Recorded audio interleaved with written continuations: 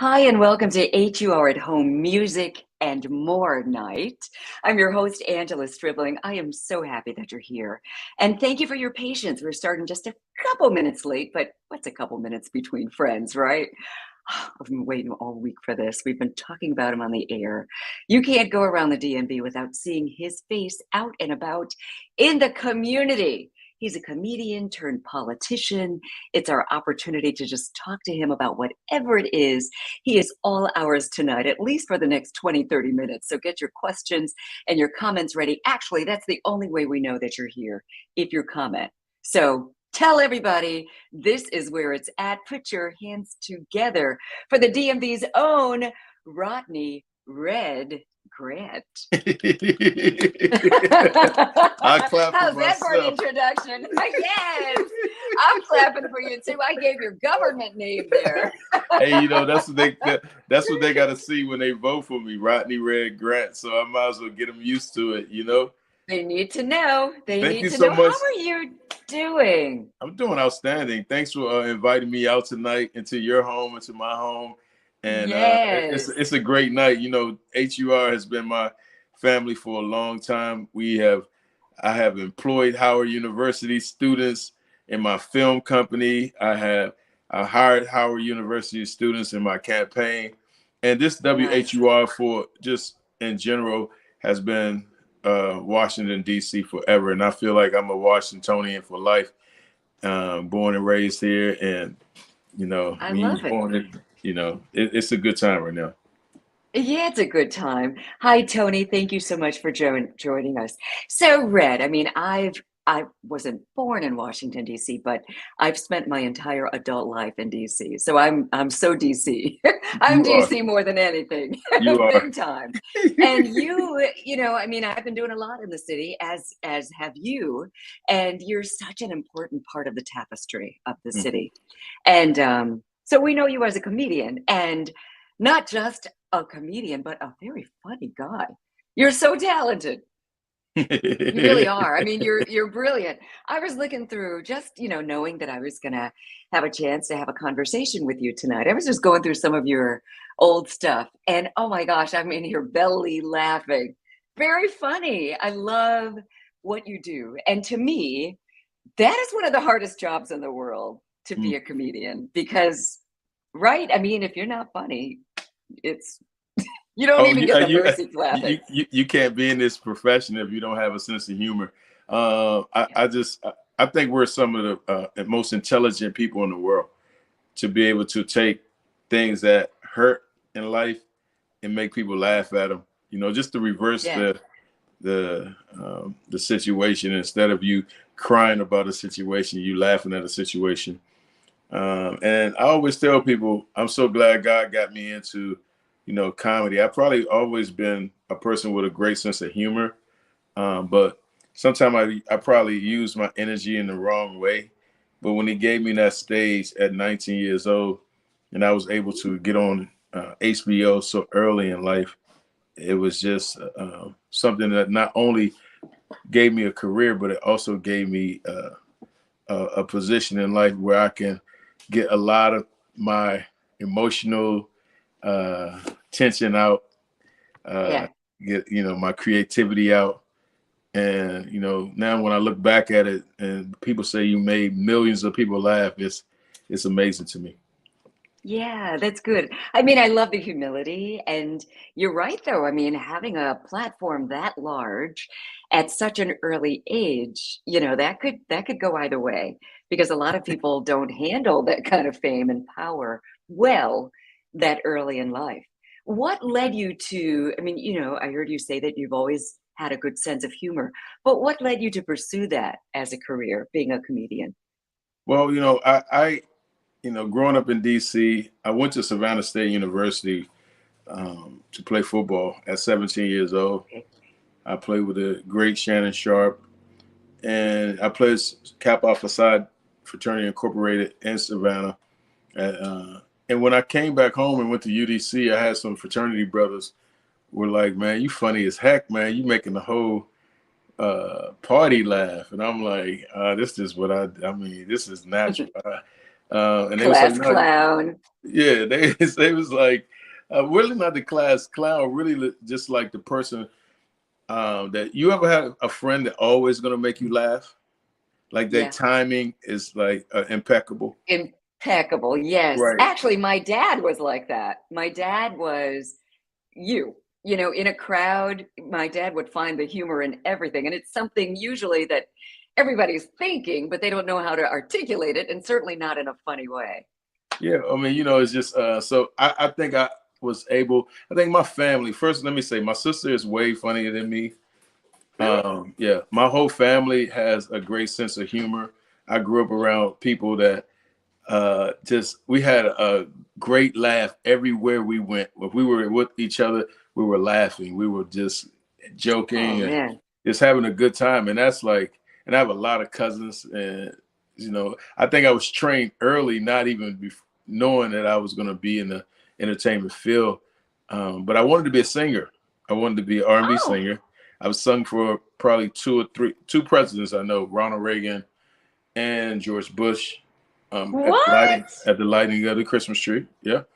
Um, Wow. so my background was singing. I never thought that I was going to be in this field, but a fraternity brother of mine was like, Reg, you funny, man. You should go to Mr. Henry's and do some open mics. And I went up to Adams Morgan and started doing open mics.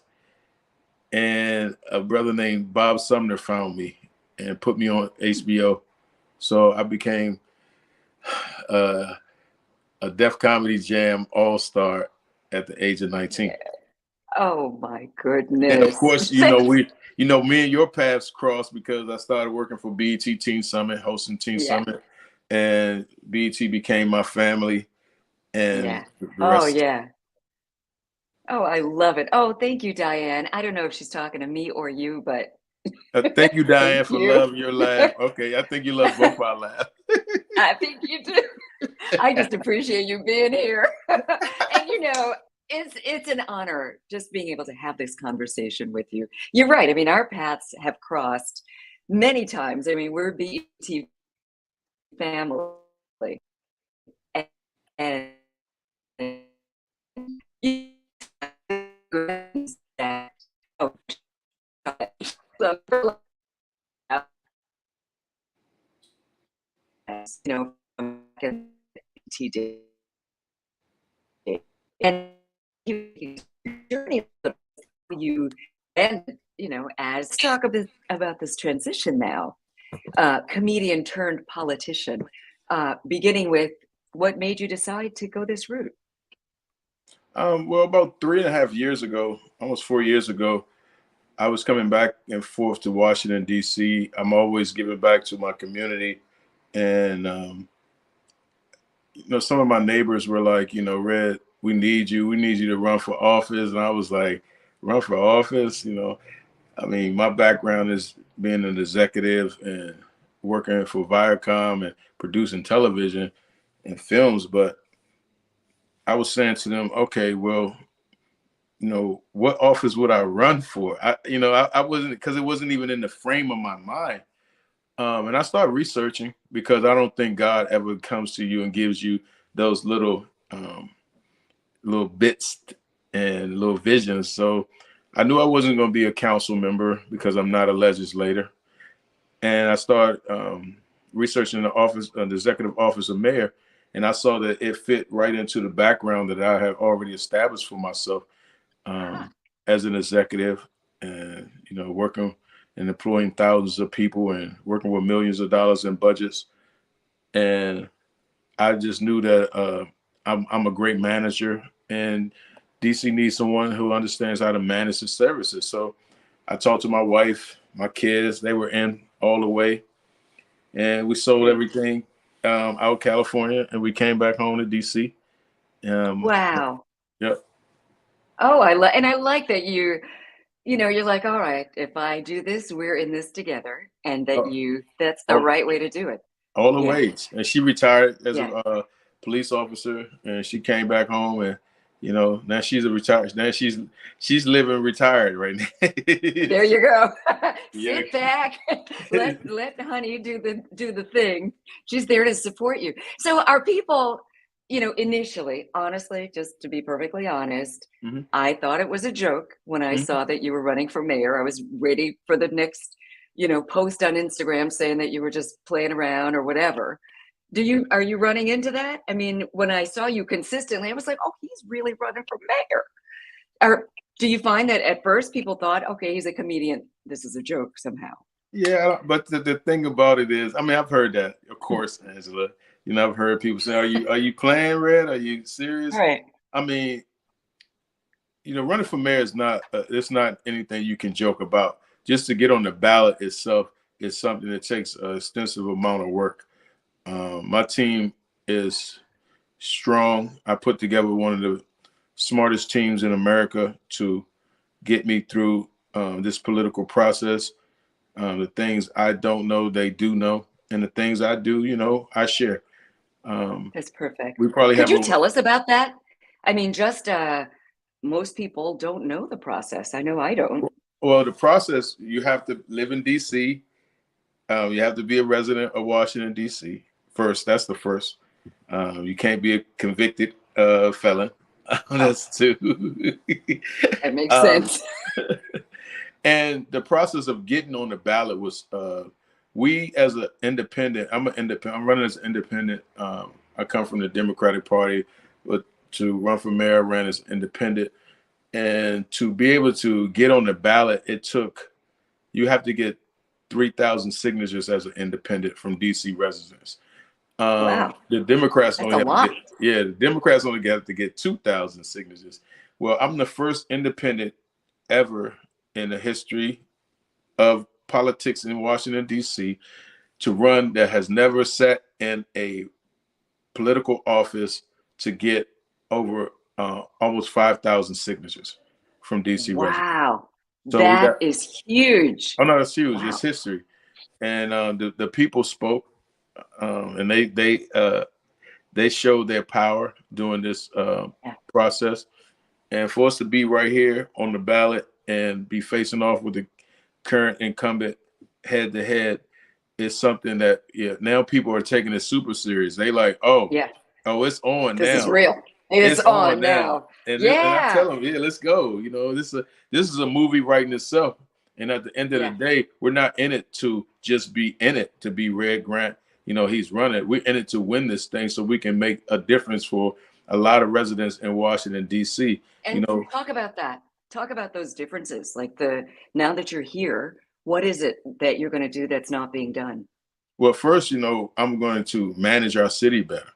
I think that when you have so many services in Washington, D.C., the job of the mayor is to manage the services, to make sure they all work in harmony together.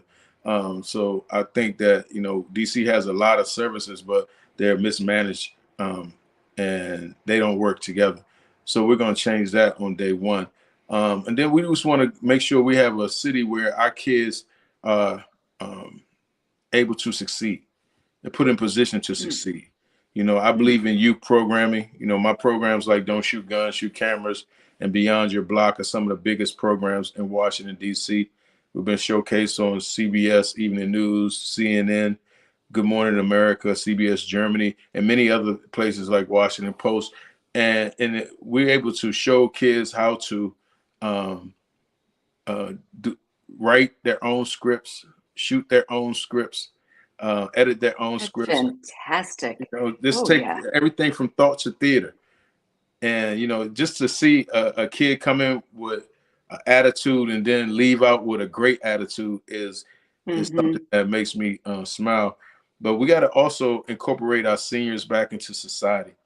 Hmm. That's important to me, to make sure that our seniors are not left behind and people forgot about them. And, so it's important that we incorporate them back into society. A lot of them want to work. A lot of them want to do have fun. Like I play bingo with them. I go to the senior homes and Aw. they call me Mr. Bingo. So I'm always like, and I'm not going to stop when I become mayor. I'm going to always play bingo with our seniors and give them opportunities but I also want to make sure that we give our displaced and returning citizens the love, care, and respect that they deserve, and our cities safe and affordable to live in.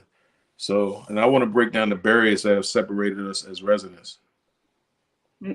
Separated us who? Black people from white people? Well, our city is the #1 separate city in America. Yes. Is that right? Yeah. And it's also, it just got named the worst run city in America. Well, that's feeding right into what you're doing. I mean, you said management is that's your strong suit. Yes. So I mean, it's things like that that, you know, I'm passionate about, and you know, I will be the first independent mayor of Washington, D.C. So, and how is it going? Oh, You know, it's going great, and I'm not just saying that yeah. just because I'm on a show with you. For us to, I made the announcement on May 21st, on May 15th, and 21, and every piece of the vision that God gave me has shown itself to be true to this point. With 40 something days left in the election, for me to be head up with the incumbent, and just understanding the underground and the grassroots movements that's behind this campaign. Am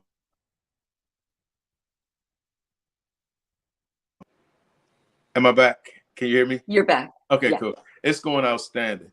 So, so good. And I did a debate on Monday, and people were calling me. They were like, "Red, oh man, you did so good on the debate." I'm like, yeah, I'm that guy. So the debate, was that with you and the mayor? Yeah, it was. Oh my gosh, yeah, that's so good. You can go online to dcdebate.com and see it. Yeah, dcdebate.com. That's fantastic. Yeah. Well, you know what? I mean, I'm proud of you for pursuing your dreams. Thank you. And for just really, wanting to affect positive change. And so before I let you go, though, I want to ask you, I mean, your career is also very important to you, and you spent a lot of blood, sweat, and tears building up this beautiful career as a comedian. What happens to that if you are Mayor Red Grant? It just becomes a part of history. It becomes a part of my history. It's the same thing when I was a football player, and when I was a singer, and when I was a producer. It all becomes a part of my next journey. It just, I'm never going to not be that person. That's good. I'm never going to not be the person that God made me. He just giving me other.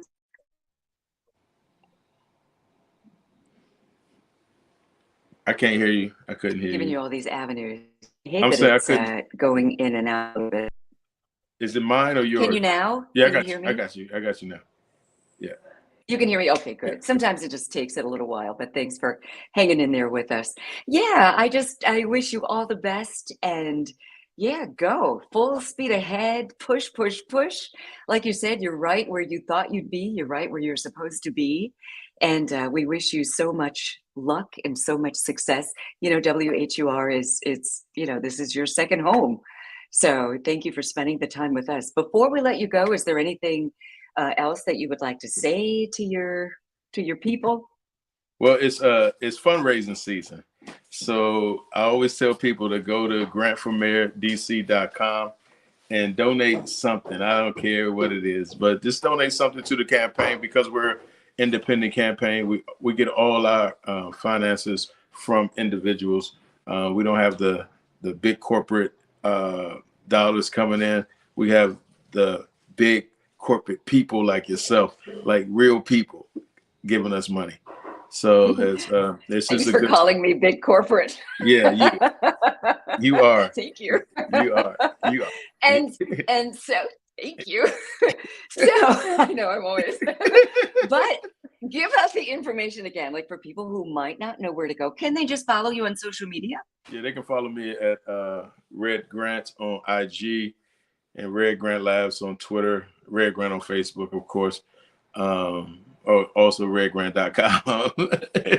Good. And again, to donate. To donate is grantformayordc.com. Grantformayordc.com.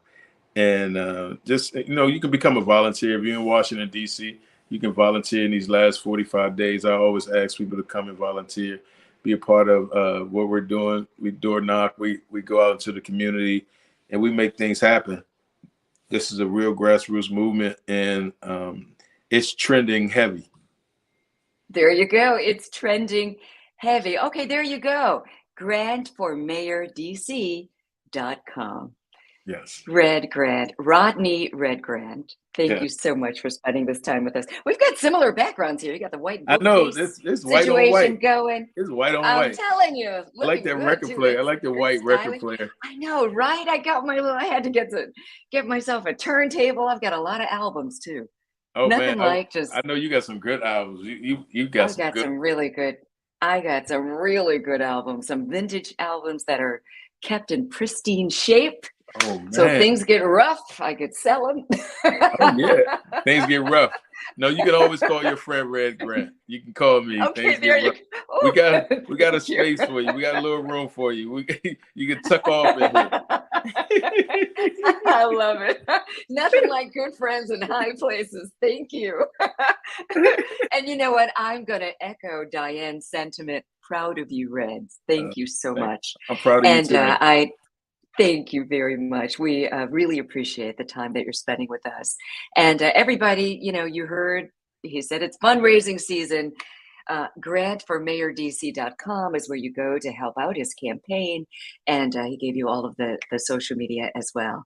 I'm going to say goodnight to you and continued success to you on your journey. Continued success to you also, Angela. Thank you so much, sweetheart. You're welcome. Thank you. And for all of you who are watching us, thank you for watching us every week. Thursday night, is music and more. I mean, you don't know who you're going to see, but you're always going to hear and see somebody good. So thank you so much. Also, thank you for keeping us #1 in the DMV. That's 96.3 WHUR. Follow us at WHUR-FM on all platforms. And while you're at it, follow me too at Angela Stribling. Have a good night. Bye.